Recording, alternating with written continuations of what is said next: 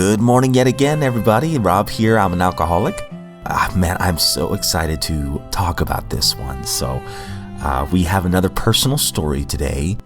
This was from a speaker meeting that I was able to attend not too long ago. And it was just a powerful story by this guy named James K.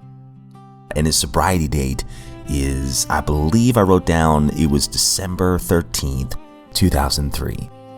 And what a story he has. I'll let his story speak for itself. But I can say this, about halfway through the story, I was like, whoa, it took a turn that I wasn't expecting. But it is powerful. And a couple things that he said that stood out to me. He said, I did not have a manageable life, but it sure looked like it. I could relate to that for sure. And, he mentions that he prayed one time, and I won't say where he was praying this prayer, but he said, God, whatever it takes, I can't live like this. He said it several times throughout the speech. He should have been dead. And buddy, I can relate to that as well. I should have been dead.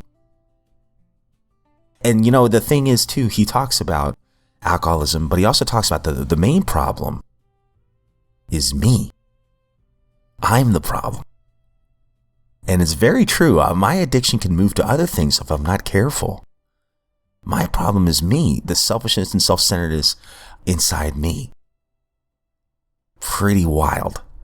But anyway, what was funny is the lady before the meeting, she's like, by the way, if anyone could stick around, another opportunity for some service work and stick around and help us put the chairs up, we would greatly appreciate that.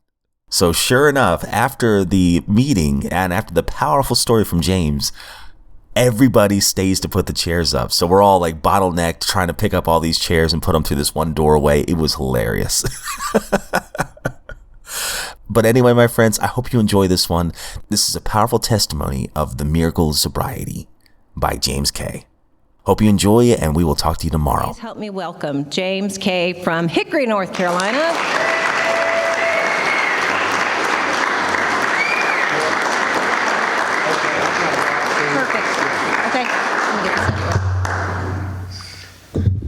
I hope it's okay. She said that I had to be done by 10. My name is James Kozman. I'm an alcoholic. It's great to be here. It's always a privilege when I'm asked to come tell my story. I hope you're at least entertained a little bit by hearing it.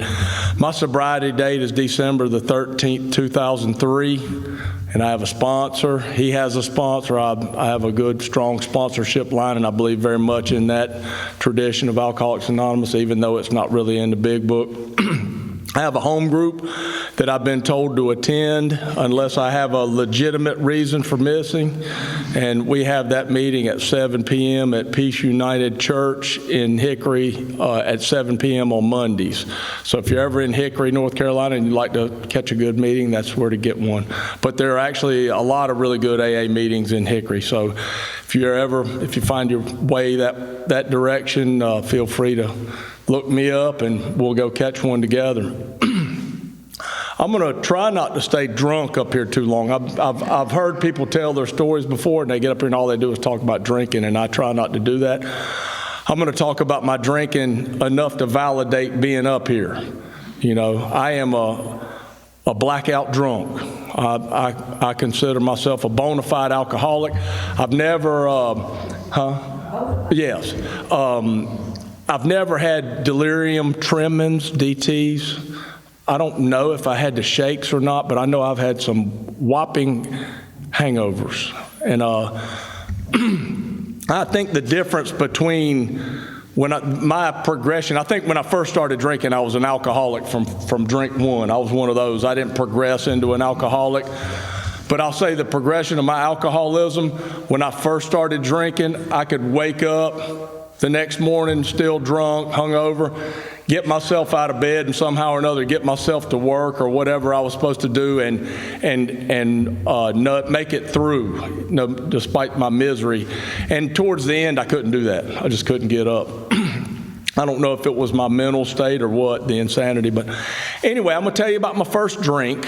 And this may give you a picture of my my drinking. But anyway, my father got remarried again. And I say that he got remarried a whole bunch of times. I just about lost count of them. But and I didn't get invited to all his weddings. For some reason or another, I didn't go to that particular wedding. But I remember going over to his house. Obviously my mother and father were divorced. We're not one of those religious backgrounds that they believe in more than one marriage at the same time, but they lived not too far apart from each other, and I would dance back and forth. I'd live with my father for a while, and he'd want me to live there so he didn't have to pay child support. Then I'd live with my mom. They would just keep offering more benefits to try to lure us to living with them. But I was living with my mom, and I went to my dad's house, and there was a case of champagne sitting on the floor. And I asked him what that was for. I'm not real quick-minded. I won't call myself dumb, but I'm just not real quick-minded. It didn't dawn on me that was from his wedding. And I asked him what it was for, and he told me that it was from his wedding. And for some reason, I was 14 years old. He handed me a bottle of this champagne and said, "Here." Obviously, I didn't drink it right then, but I remember looking at it going, "I'm going to try this out." And up until that time, I'd always told myself that I would never drink alcohol or use drugs. I had all these aspirations to go to the school in math and science and do all these big things. And little did I know that I would develop a love for alcohol that would lure me away from all my other plans in life. I remember drinking that bottle of champagne vividly, at least the beginning of it. It was a Saturday night. We had a little black and white Panasonic TV with a screen about this big, and you could run it on 110, or you could plug it into the cigarette lighter of the van. And I was in the basement of my mom's house watching Saturday Night Live. I wasn't paying attention because my obsessive, compulsive mind was thinking about this bottle, and I just wanted to wait until everybody was asleep, and when I thought they were, I popped the top. And I remember drinking that bottle, and something happened. And I don't really know how to describe it. People talk about, stepping outside of themselves and all that, the fear falling away, it being a social lubricant. I was in that basement by myself, and I just know that I felt better than I ever had in my life. I felt good. It was wonderful. Felt like I don't know, something. I don't really know how to describe it, and I'm sure everybody in here can relate to that. But I felt so good that I wanted to feel a little better after drinking that bottle of champagne. And I was 14 years old, and I was not as big as I am now. I probably weighed about 120 pounds. And I stumbled up the steps, already drunk, got a corkscrew, came back downstairs, went into my stepdad's little wine cellar area and grabbed a bottle of his red wine and proceeded to turn that up. And this is my last memory. I watched that bottle start going brrrr. And my next memory is I'm waking up upstairs in the bedroom, and there's purple vomit everywhere. And I felt as bad as I'd ever felt in my life. The night before, I'd felt as good as I'd ever felt before, and this was as bad. My sister's there coaxing me, saying my mom didn't know, and I didn't really care, but looking back, I know my mom knew what had happened. But that was the beginning of this journey for me. I told myself, and I think I told God, and I think I told my sister that I was never doing that again. I couldn't hold down water for hours after that without puking. But the following weekend, I was doing it again. I found myself doing it again, and I got sick again. Now, I learned later on how to drink without getting sick, but I never really learned how to drink without having blackouts. I had a lot of blackouts. I've done a lot of things in my life, probably a lot of things in my life that I still don't know about, but I would oftentimes wake up and my friends would laugh at me, or they would, be real serious and tell me things that I'd done, and it would, usually pretty embarrassing. But that was just the story of my drinking. And, I could tell you, I wound up shortly thereafter. When you're young, a few months is a long period of time. I remember I did my first 60 days in jail, and it felt like 10 years. And now, 60 days is like a couple of seconds.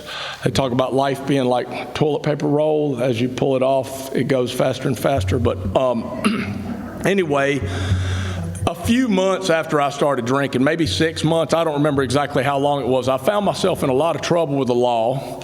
And to avoid being incarcerated for my first time, I agreed to go to treatment. So I wound up at this treatment center in Pinehurst, North Carolina. I don't remember the name of it. It was at a hospital, and it was all adults. I was the youngest kid there. And, you know, I didn't know. I remember they taught me a few things about alcoholism. They taught me that if I was an alcoholic, that I experienced what they called the phenomenon of craving. And I listened. These are just a few things that I heard. I remember them saying that, you know, it's a twofold disease, you know, the obsession of the mind and the physical craving, the physical part of it. And also remember them telling me that I had some options, that jails, institutions, or death were my options if I was a real alcoholic, or I could get sober. But what really stuck out, what I experienced the most there is there was a big group of people that decided that they were going to leave the hospital one night and get a bunch of beer and get drunk. And they did. And they left, they got really drunk, and they came back in, and every one of them got kicked out that night for drinking. And I said, these people are fools. You know, that's just the dumbest thing I'd ever heard of. Why would you come to alcohol and drug treatment and get drunk and get kicked out? But the next night, this guy, one of the ones that didn't do that, came to me and said, my Corvette's parked out in the parking lot. You want to go get a case of beer? And I, you know, without even thinking, I said, yeah, let's do it. And we went and did it, and you can guess what happened. I got kicked out of there too. And I remember that we didn't get enough beer to actually go into a blackout stage, but I remember hiding beer cans everywhere in that place. I don't know what I was thinking. There were beer cans stashed everywhere. That's how I drank there. I left a trail of beer cans everywhere. And I drank a lot of liquor too. I want to let you know that. I will say that after that first drink, when I guzzled that bottle of red wine, I couldn't stand to smell wine for years after that. It would trigger I can't think of what it is, make me want to throw up. But I did finally get over that and get to where I could drink cheap wine and anything I could steal or borrow or whatever, I would drink. But I wound up in a lot of different mental institutions, rehab centers, jails. You know, I told you about my first 60 days in jail. I'll tell you a little bit more about that first 60 days in jail. The first time I did any time in jail, I remember I had this epiphany. I realized that I was in jail for 60 days because of my drinking. And I said, I'm never going to drink alcohol again. You know, there it is again. And my stepdad came and picked me up at the end of that 20-year sentence that I did. It was actually 60 days. He picked me up, and he was a heavy drinker at the time. He later quit, but he said, I know you're thirsty. I brought you some cold beer. And there was a cooler right between the seats of the van. And without, you know, it talks about there's no mental defense. I reached right in there and pulled one out and started drinking. Didn't think anything of it. Excuse my voice. I'm pretty hoarse, so I'm usually louder than this. I hope everybody can hear me okay. I just drank. I drank. And I want to share this.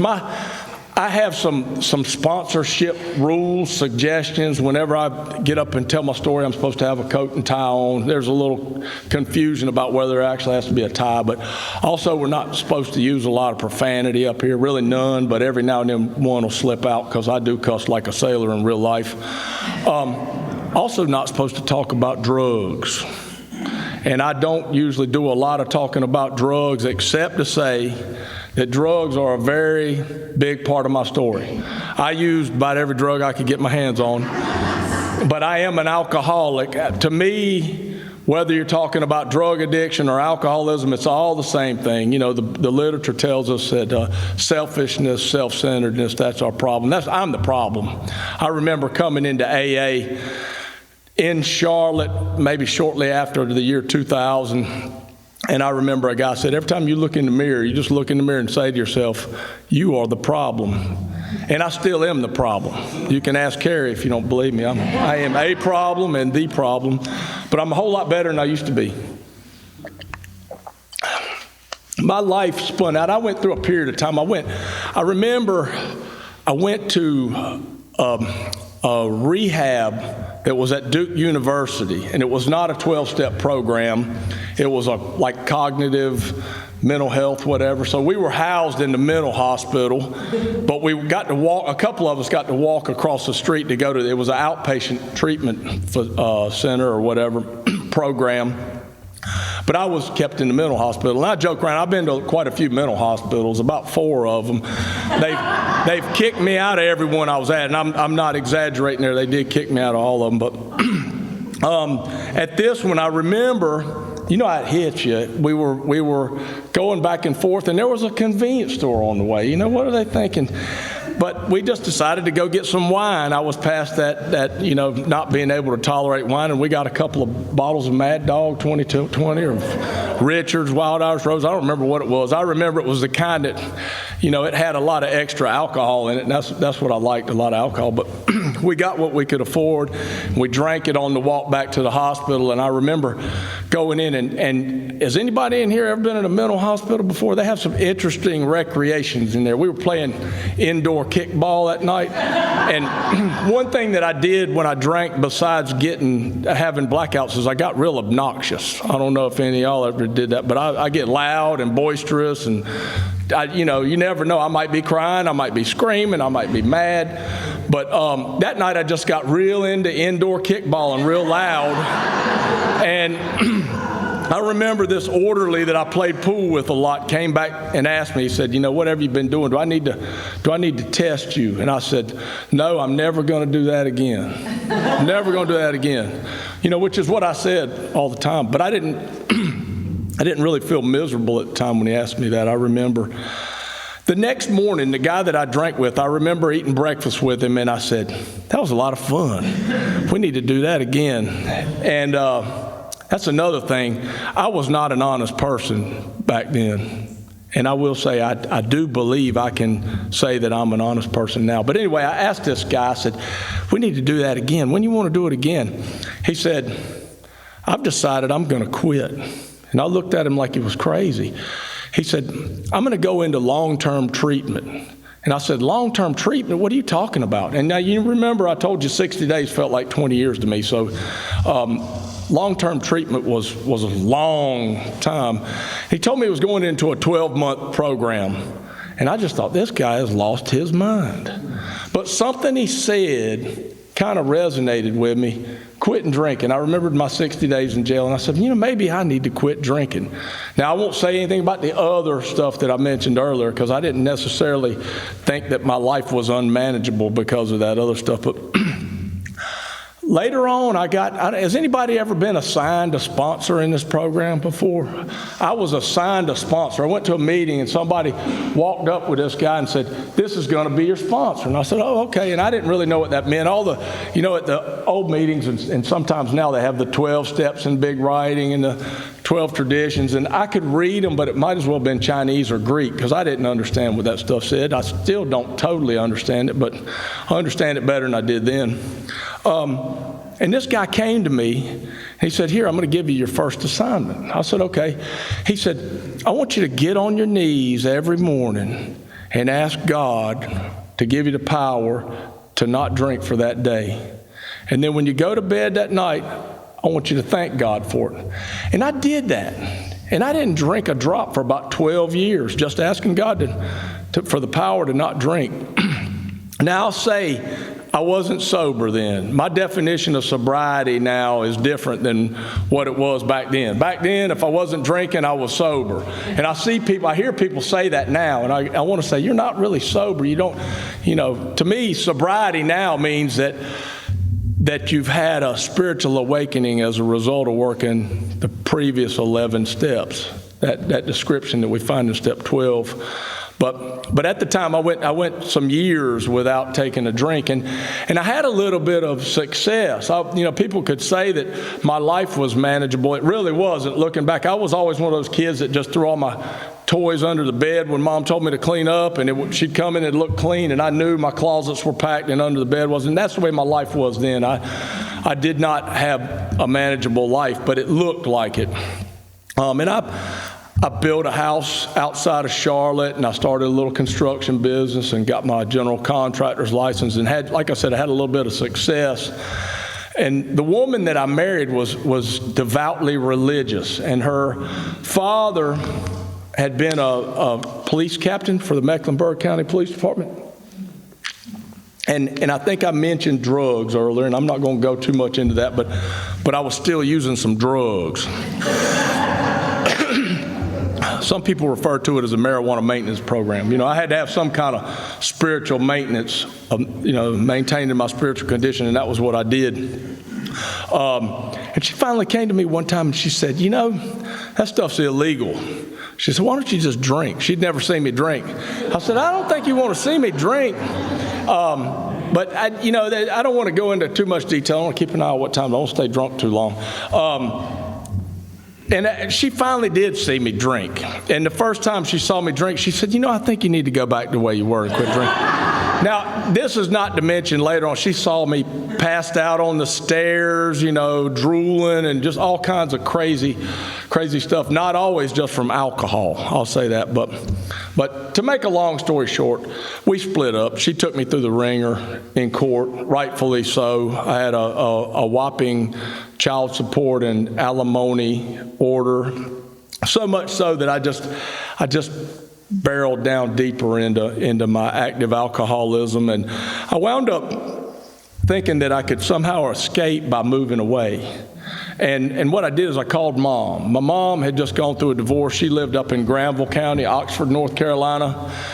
And she said, yeah, pack your stuff and come on up. And I didn't have a whole lot of stuff left. When you get to that point in life, and you don't really want to work and you can't get out of the bed, you just start selling everything off. And that's what I did. I sold it off for, pennies on the dollar. And I had a trailer and a van that I wound up hauling full of stuff up to Oxford. And there was a man that lived up there that I ran back into. I'd met him. I'd built my mom's house for her when I was in that period of time when I hadn't drank. And I'd met him because he worked for my stepdad, and he was assigned to help me frame this house. So he and I framed my mom and stepdad's house, but my stepdad was gone at the time. His name was John. And my mom saw that I was hanging out with John again, and John drank. And he did other things too. And so I started hanging out with him because he was the only person in the area that I knew. There goes the geographical escape. She came to me, she said, James, I don't think you should be hanging out with John. John is a dangerous person. And you know how we are with our pride. I don't know if all of y'all like that, but, especially the men, I felt like I was a tough person, especially when I was drinking, talk about being 10 foot tall and bulletproof. I just felt like I was pretty much indestructible, and I didn't need to worry about John. And that, I'd been around plenty of people. I'd been locked up quite a few times, and I'd met a lot of different people, but I hate to admit it, but Mom was right. I used to never agree with anything Mom said, but John was a dangerous person, and all the stuff he said about himself was true. John was he had a lot of violent criminal history with guns, and I never had looked his background up. I just assumed that most of what he said was hogwash, so I just kept hanging out with him. But one night, I'll tell you, it happened twice. One night I was over at a friend of ours' house, and my friend came to me and said, John's in the back bedroom aiming a shotgun at you through the wall. And I hadn't done anything to him. I thought John and I were friends, but I left. And what I did is I went home, and this is a tendency I have. I went home and I got a pistol and I went back over there. Now, I didn't hurt. I got a pistol and I had like sweatpants on, and I put the pistol kind of down, and I thought nobody could see it, but I didn't know that my girlfriend at the time had called back over to the house and said, she said, Toby, I don't know what's going on, but James just came here and got a .357 Magnum and is headed back over, and they're all sitting in the living room like this when I get there, and I'm friendly. I'm just ready to, keep drinking. But John came out, and he's looking kind of like this, and I said, come on, John, let me give you a ride home. He lived way down in the woods. And I finally coaxed him, talked him into riding with me. And when we got down to his place down in the woods, he lived in like a cabin with power but no running water in the house. He was a real alcoholic too. But I explained to him, he always would talk about my brother. I've got a brother, I'd say he's crazy. My brother likes to carry guns, and is he crazy? Anyway, John would always say how he was afraid of my brother. And when I got him down there, I said, look, you don't need to just be afraid of him. You need to take me serious too. You know, I pulled that pistol out and I shot it out the window. Boom. I said, now, I don't appreciate you pulling that shotgun and aiming it at me through the wall. Now, have a nice night. I love you. See you later. And he got out of the car and left.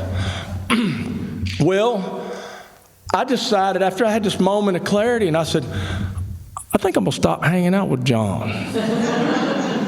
You know, I don't know where that came from. Every now and then I have these little moments of rational thought.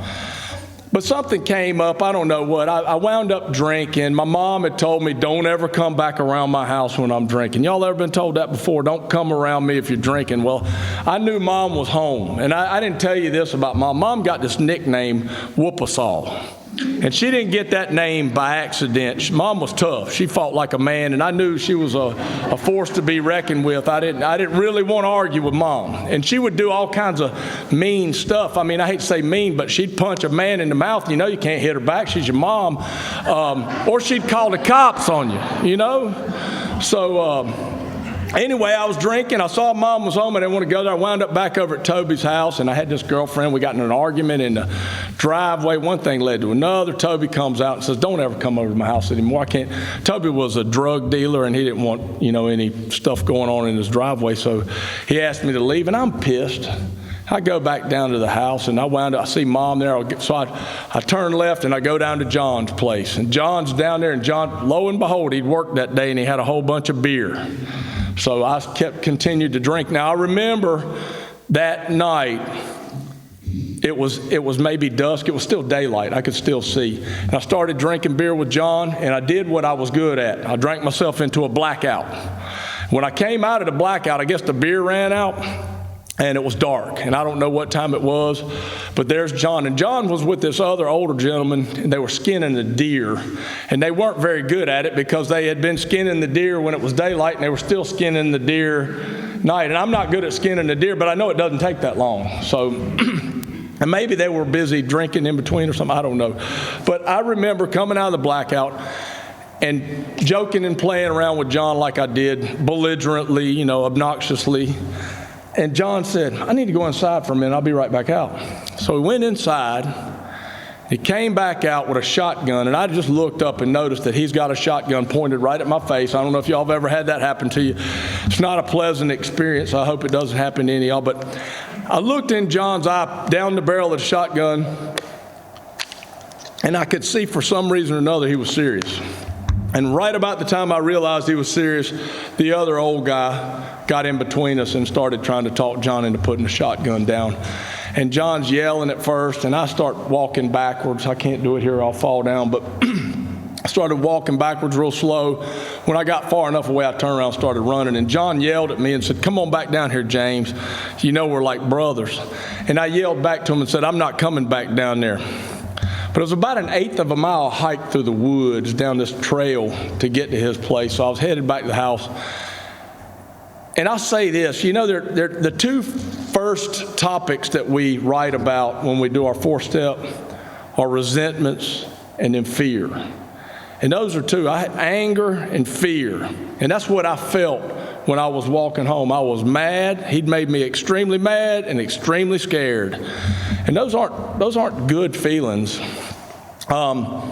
But I decided on the walk back home that I was going to go back down there and shoot John. I'm getting ready to give some graphic description of what happened, so I hope it doesn't offend anybody, but it's part of my story, and I just tell it. And I'm not proud of it, nor am I ashamed of it. I'm just telling you the facts of what happened.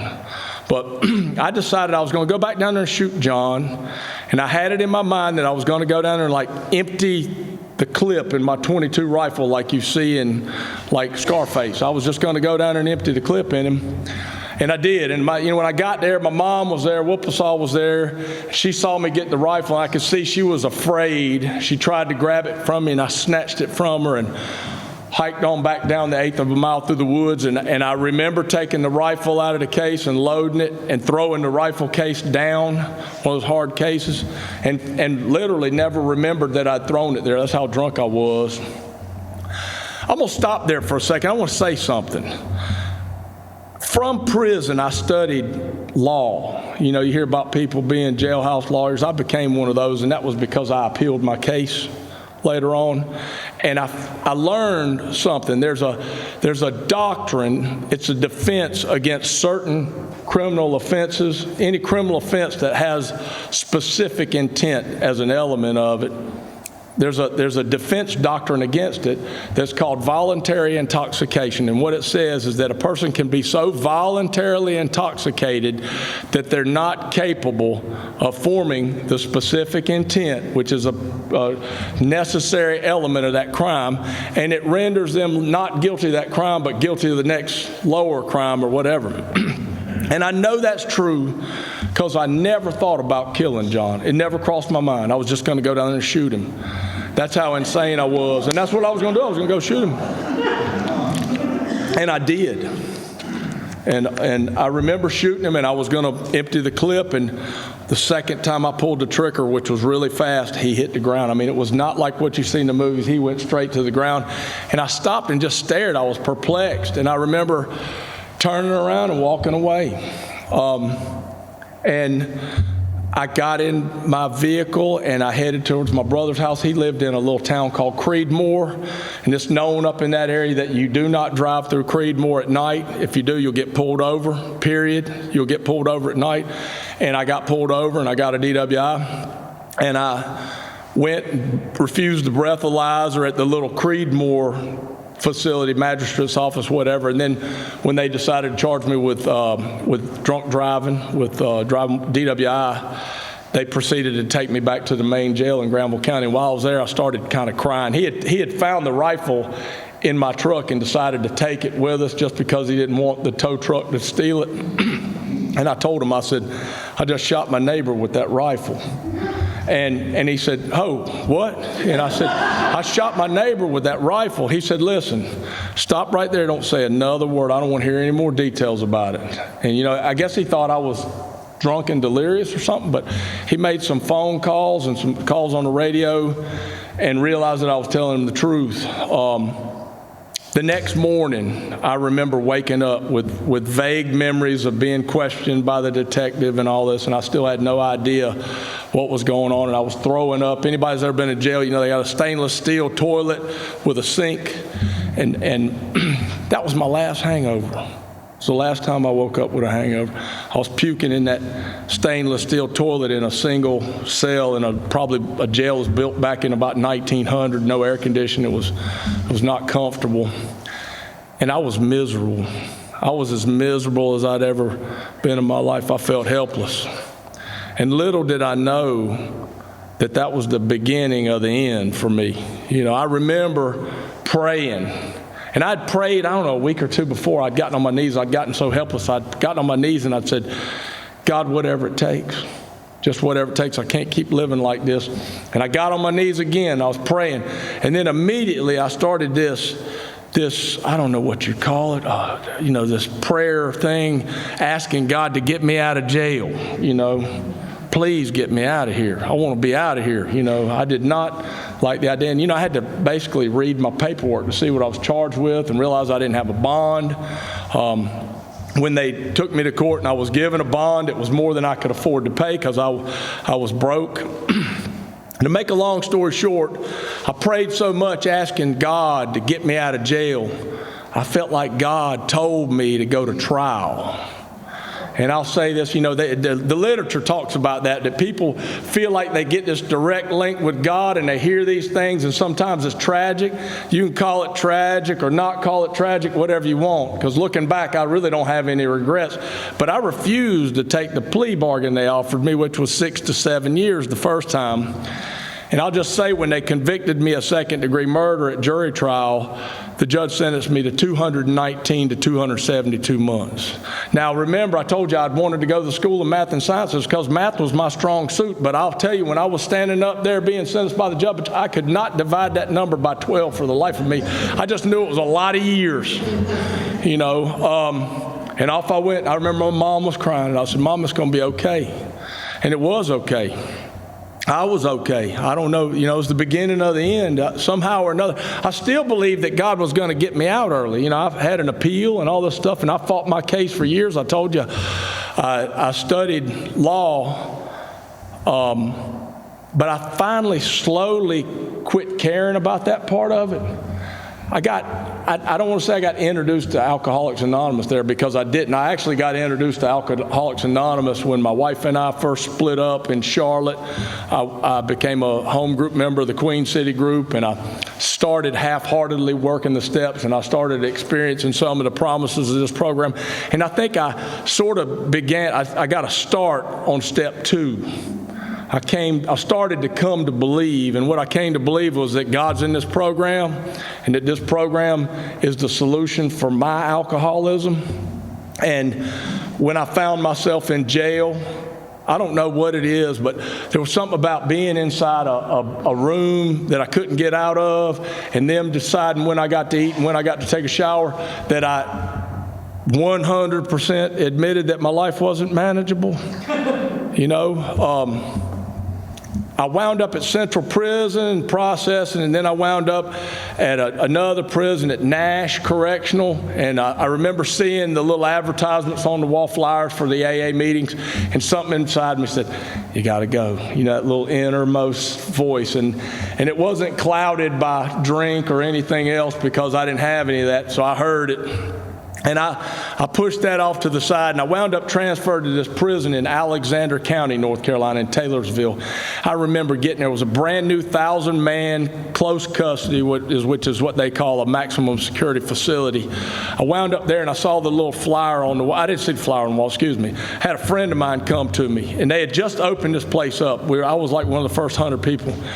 And this friend of mine came to me and said, they got a chaplain here, and they're going to start AA meetings. Are you going to go? And I don't know why he asked me that, because that guy was still active in prison. Anybody that believes that you can't drink or use in prison, you got nothing coming. You can maintain your active, disease while you're in prison very easily. But he asked me, and I said yes. And I'm one of those people that when I say I'm going to do something, a lot of times I'll do it, or at least most of the time. So I wound up at the first AA meeting at Alexander Correctional back in 2004, and I went every week.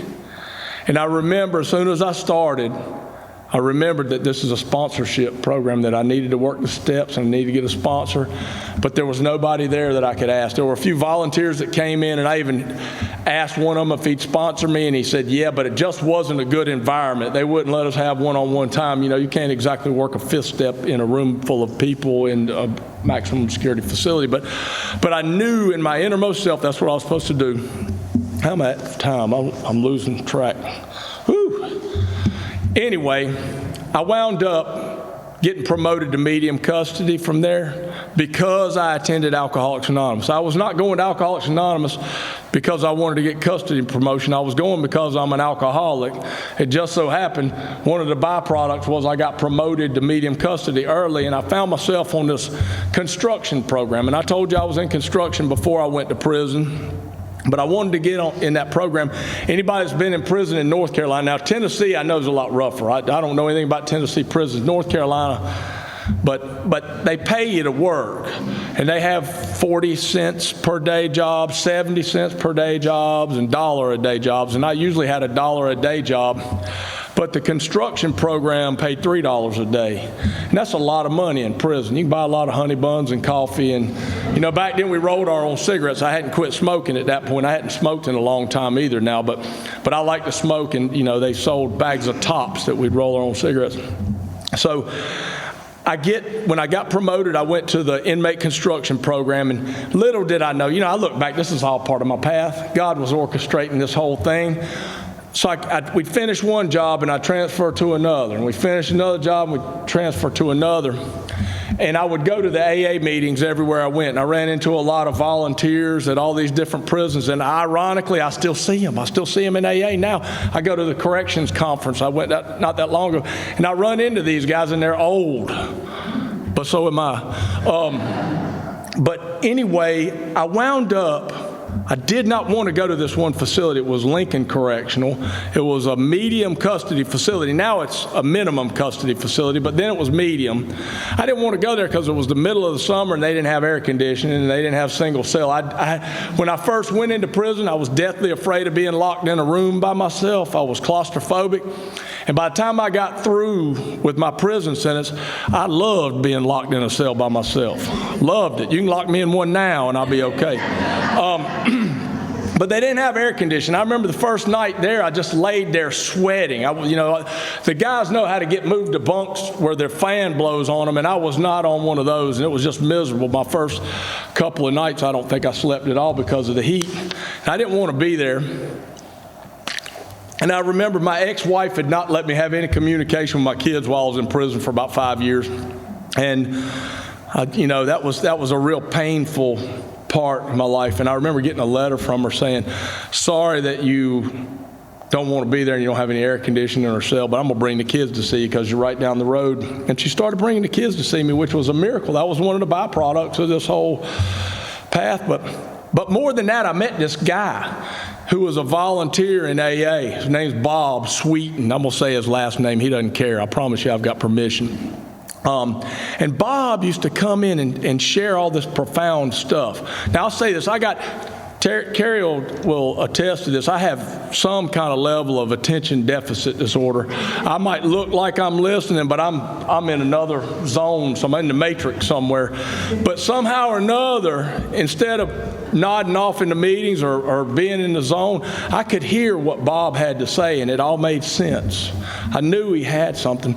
And then, anybody's ever been in prison, like when you've got time out on the yard, you're either exercising or walking or whatever. And on Saturday mornings when we were off work, I would walk about 25, 50, 75 miles around the yard with my friends. We just walk and walk and walk and walk.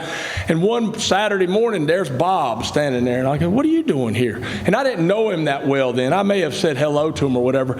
He said, I come in here and I work with some of the guys sometimes. And I go, oh, that's nice. And, my attention deficit kind of kicked in. So it was a few minutes after I walked away from him that it dawned on me he was in there taking people through the steps. And after that, the obsessive part of me kicked in. And I just realized when Tuesday night meetings come around, I got to ask him to sponsor me because that inner voice had been bugging me all this time about getting a sponsor and getting through the steps. So I did ask him, and I just somehow or another had this idea that he had this long list of sponsees that he didn't have enough time and I'd have to be on a waiting list. And it wasn't that way at all. And he told me he would show up like one Saturday a month, and he did. He had this special deal worked out with the prison administration. They gave him an old sergeant's office. They'd let him take us in the room by ourselves. And he gave me this notebook and a big book and a 12 and 12 and a pen. And the first page of that notebook had all his writing, and the first thing he wrote was the first stanza or whatever from the third step prayer on page 63, and he suggested that I start saying that prayer. Now, I'm not going to tell you everything he did. I'm not going to take you through the steps up here. I only got a couple minutes left, and I got you said I got till 10, right? No, okay. He took me through the steps. Something happened. I don't know how to describe it. Something changed. I started seeing things differently. I started having a peace that I'd never had before. I can't describe it. If you want to find out what it's all about, if you haven't experienced it, I suggest get a sponsor and work through the first 11 steps with them, and you'll probably find out, because that 12th step has that promise in there that as a result of working these steps, we have a spiritual awakening.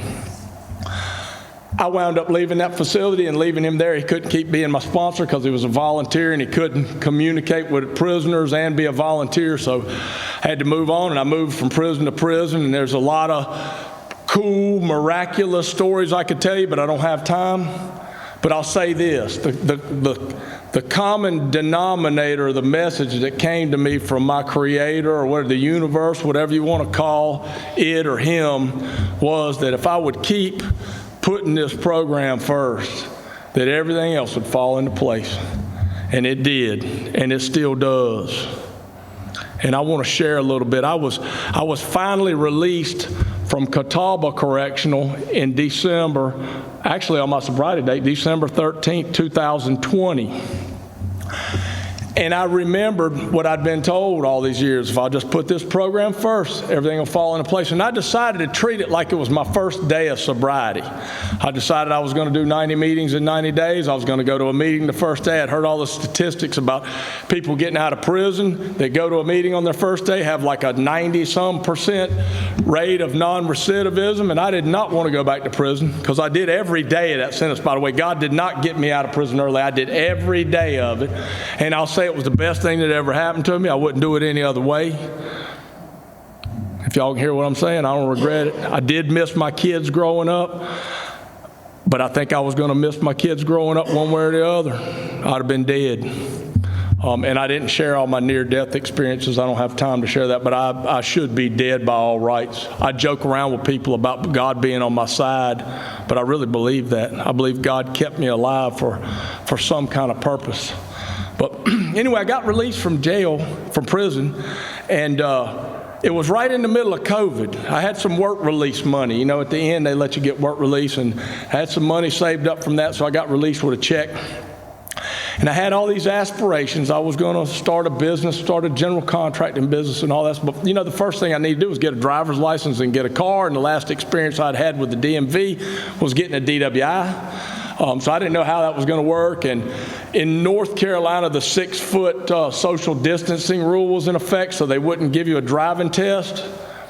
And I moved into an Oxford house, if y'all have ever heard of those.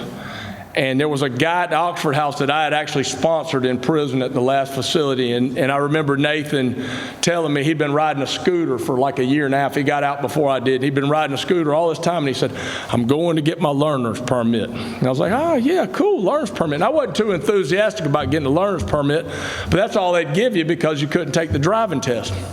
And he called me. I got out on Sunday, and he called me Monday and said, you're not going to believe this. I got my driver's license. I said, really? How? And I'm talking on the phone. Now I want to say, I didn't even know how to turn on a cell phone. I didn't know how to make a call, but I learned that stuff pretty fast. I learned how to answer. I answered it. I said, where did you get your driver's license? And he told me the DMV office that he'd gotten it, which was not in Catawba County. It was actually in Caldwell County in Hudson. And I got all the details from him. And he said that he'd met a woman there that worked there, and she said she had the authority to do whatever she wanted to, and she was going to help prisoners out. And I said, I got to go there, you know. And I found out how to get online on my phone at like 11 o'clock at night after I got home from the meetings and all that stuff. Everything settled. I figured out how to get on the DMV website, and there was an opening appointment for the following Friday. Now, if anybody knows how North Carolina was, there were months of waiting lists to get appointments back then, and I got an appointment the following Friday.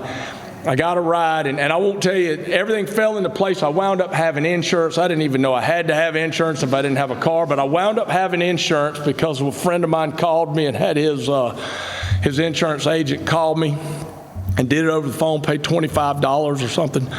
And I get in there, and sure enough, it's this little old lady. She comes out waddling out. She's country. She is one country bumpkin. I remember vividly. She said, come in here and sit down. She's one of them little old country ladies that's tough, you know. She's like my mom. I wouldn't fight her if you paid me to. But she sat me down, and I started reciting all my stuff. I just got out of prison. I did 18 years and 3 months. I paid all my tickets off. I was on work release. Da, da, da, da, da, da, da, da, da, da. My friend Nathan came in here. You said you were helping them out. And, da, da, da, da, da. And she's nodding the whole time, typing on her. I said, you know, I got my insurance. Da, da, da, da. She's typing. She said, turn to the left. I looked to the left for a second. You know, it's not, things have changed. Digital photos, you don't hear a click, but she's taking my picture. And she said, go on over and sit down. As soon as they fax in your insurance information, I'm going to give you your driver's license.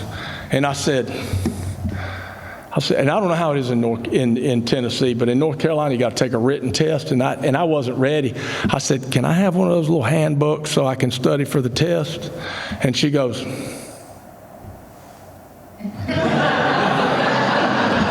I don't know if that was the right decision on her part or not. I've had quite a few little accidents since I got out. I'm not the best driver. I mean, I like to drive fast, and I drive a little recklessly. But anyway, she gave me my license. Stuff falls into place. That's just one story of many. I can't tell you I learned this little acronym. It's not an acronym, but an abbreviation, IBM. Y'all know what IBM is? Itty bitty miracle. Now, I'm not talking about a missile. I'm talking about itty bitty miracles. I see them raining down all the time. And it seems like for some reason they're just in my favor most of the time. I'm just lucky. God's on my side. I don't know how to explain it, but I just keep putting this program first. Whenever anybody asks me to do anything with AA, if I'm not already engaged to do something else, I try to say yes, no matter what it is, if it's sponsoring somebody else or whatever. I've learned that it doesn't do much good to loan an active alcoholic any money or to go give them rides all the time. I've done that too, thinking that I was helping them, or to give them a place to live. Some of that stuff I don't do, but if I get asked to speak or sponsor somebody or to clean the bathroom floors, whatever it is, I try to do it.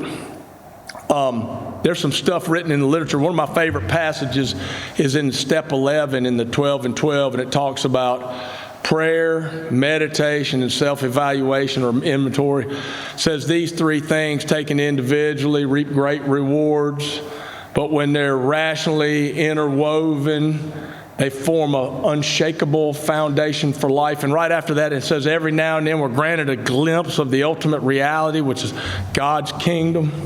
And I believe Bill got it exactly right when he wrote that, except I think he left out one key component. I think we got to be involved in some service work. I think we got to give it back. So I think we can pray, meditate, and do inventory all we want, but if we're not giving it back, there's something still dead.